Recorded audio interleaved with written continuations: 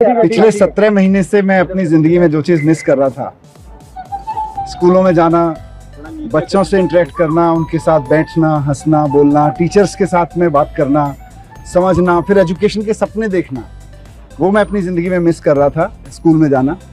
तो आज मुझे बहुत खुशी है कि भगवान ने मुझे फिर से मौका दिया और मैं वापस स्कूलों में आया हूँ, बच्चों के बीच में आया हूँ। मैं बहुत बार वहाँ ये सोचता रहा कि बच्चे तो भगवान का रूप होते हैं और वाकई भगवान ही हैं। तो सुबह सुबह अपने भगवान से जाके मिल लो। तो आज मैं अपने भगवान से मिल लिया आके, मुझे बड़ा अच्छा लगा। और मैं एजुकेशन मिनिस्टर आतिशी जी के साथ आया और मुझे बहुत खुशी है कि पिछले 17 महीने में दिल्ली सरकार में एजुकेशन का जो काम चल रहा था पहले से, उसको और गति दी है। यहाँ बच्चों से मिलके भी पता चला, टीचर्स से मिलके भी पता चला, और मैं वहाँ बैठ के न्यूज़पेपर में भी देखता रहता था कि जिन स्कूलों के जिन ज़मीनों पर मैं पत्थर उद्घाटन का शिलान्यास का पत्थर लगा के गया था, वो स्कूल अब बन के भी तैयार हो गए और उनका उद्घाटन भी मैडम ने कर दिया, आतिशी जी ने, शिक्षा मंत्री के रूप में। ये मेरे लिए वहाँ बहुत सुकून की बात होती थी। और अब मैं आके आतिशी जी से डिस्कस किया तो मुझे और अच्छा लगा ये जान के कि इस दौरान 20 नए स्कूल और स्कूल बिल्डिंग्स शुरू हो गए। 18 या 14 SOSC नए 18 नए SOSC शुरू हो गए।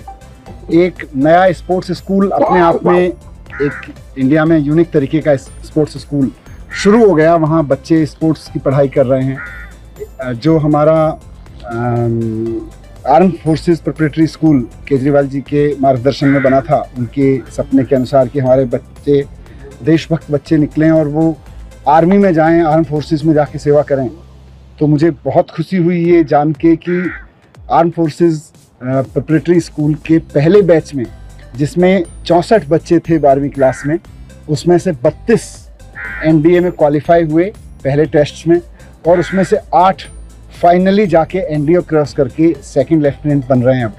तो 64 बच्चों में के पहले बैच में 64 बच्चों के पहले बैच में से 8 बच्चे दिल्ली के सरकारी स्कूल से सीधे जाके NDA क्रॉस करके सेकंड लेफ्टिनेंट बन रहे हैं। आई थिंक इतना तो देश के किसी स्कूल से अब तक नहीं होगा, किसी एक स्कूल से।